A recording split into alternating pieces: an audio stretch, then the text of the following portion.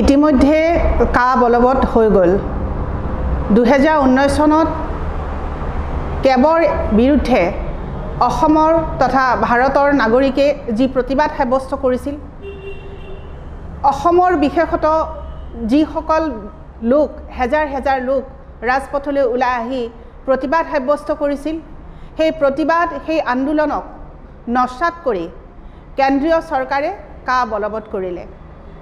এতিয়া কথা হ'ল কা বলবৎ কৰাৰ পিছতো অসমত কিন্তু প্ৰতিবাদৰ জোৱাৰ হামকটা নাই। অসমৰ মানুহে এতিয়াও কাৰ বিৰুদ্ধে প্ৰতিবাদ কৰিয়ে আছে।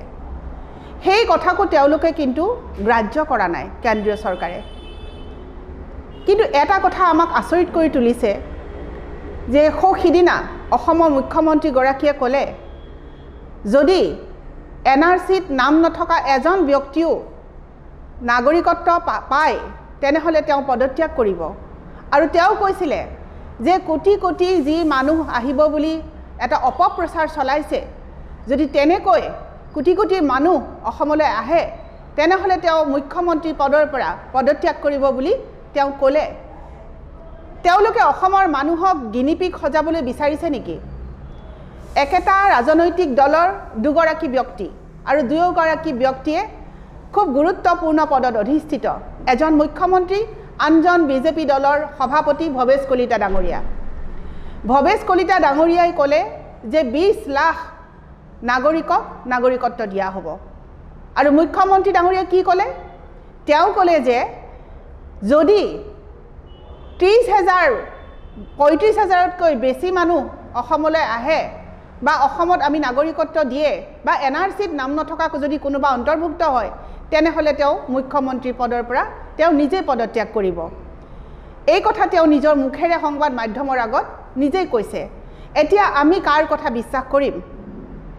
তাতোকৈ ডাঙৰ কথা কেন্দ্ৰীয় গৃহমন্ত্ৰী অমিত শ্বাহ ডাঙৰীয়াই নিজে কৈছে যে 2 কোটি লোকক নাগৰিকত্ব প্ৰদান কৰি মোদী ডাঙৰীয়াই বহল হৃদয়ৰ পৰিচয় দিছে।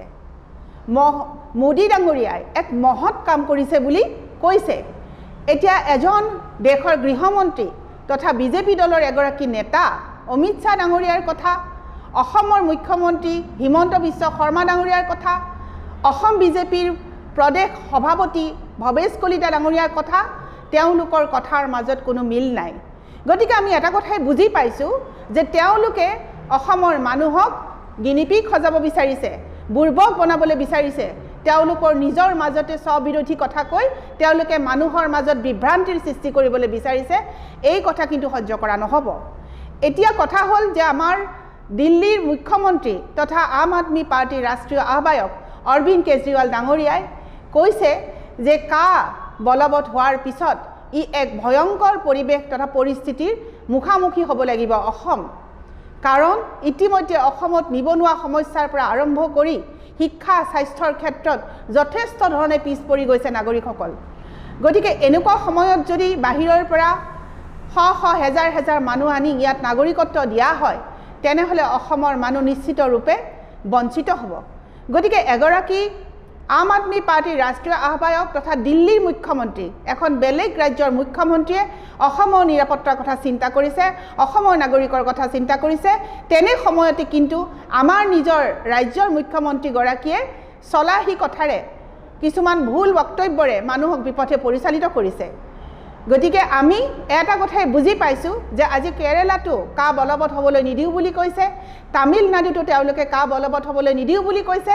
কিন্তু আজি আমাৰ অসমৰ মুখ্যমন্ত্ৰীগৰাকীয়ে মানুহক কৈছে যে যদি এটাও NRCত নাম নথকা মানুহ আহে তেনেহ'লে তেওঁ পদত্যাগ কৰিব। কিন্তু আমি এতিয়া কাৰ কথা বিশ্বাস কৰিম?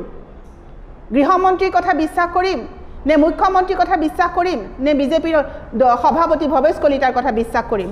গতিকে ৰাইজ এই দলটোৱে মানুহক বিপথে পৰিচালিত কৰিছে আৰু আমাৰ যি খিলঞ্জীয়া ৰাইজ আছে অসমৰ, এই ৰাইজৰ প্ৰতি এক ভাবুকিৰ সৃষ্টি কৰিছে। কা আমি কেতিয়াও মানি নলওঁ, আগতেও লোৱা নাছিলোঁ, এতিয়াও নলওঁ। আম আদমি পাৰ্টী অসমৰ ৰাইজৰ পক্ষত আছে, অসমৰ ৰাইজৰ হকে সদায় মাত মাতি যাব আম আদমি পাৰ্টীয়ে।